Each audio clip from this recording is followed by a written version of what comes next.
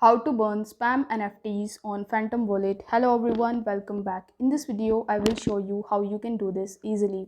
So in order to do this, you first need to launch your Phantom Wallet mobile application and then you just have to log into your account if you haven't already.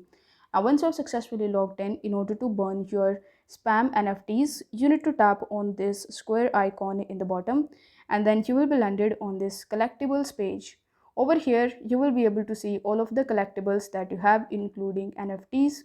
In order to burn your spam NFTs, you just have to select that particular NFT that is in the spam folder. Then you just have to tap on the three dots right next to it and you just have to tap on the delete button.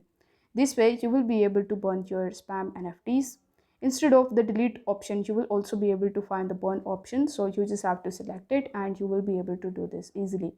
I hope this video was helpful, and if it was, then don't forget to like the video and subscribe to the channel. Thank you so much for watching.